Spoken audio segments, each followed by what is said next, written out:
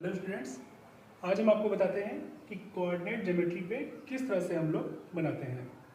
जैसे अगर आपको कोऑर्डिनेट दिए गए हैं 2 और 3, तो ये देखिए सबसे पहले कि ये किस किस साइन में है। ये आपका एक्स और वाई दोनों वाले जो हैं आपके प्लस में हैं, तो यानी कि ये फर्स्ट क्वाड्रेंट में आएगा।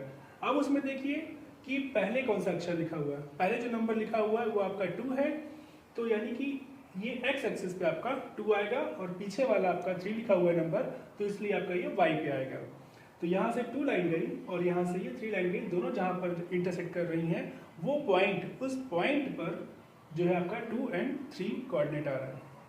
फिर आपका -3 और 1 दिया गया है, तो -3 दिया गया है, एक माइनस में है और एक प्लस में है। पहला वाला जब माइनस में है तो इसका मतलब कि वो एक्स डैश पर है, और दूसरा वाला आपका y जब प्लस में है तो इसका मतलब कि ये इस सेकंड क्वाड्रेंट में आ रहा है। इस तरह से हम लोग पता करते हैं कि किस क्वाड्रेंट में वो नंबर आ रहा है।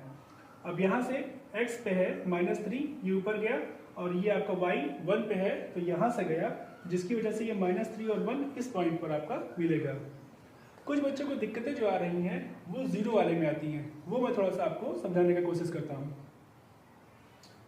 नंबर लिखा है 3 और 0, तो 3 आपका पहला जो वर्ड है, पहला जो लेटर है वो आपका 3 है, और दूसरा जो नंबर है वो आपका 0 है।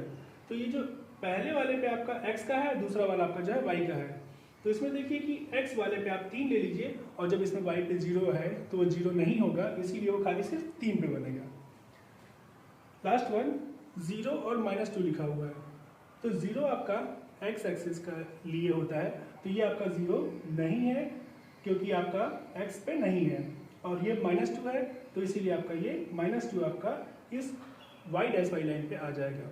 इस तरह से आप इस कोऑर्डिनेट ज्योमेट्री को बना सकते हैं। Thank you.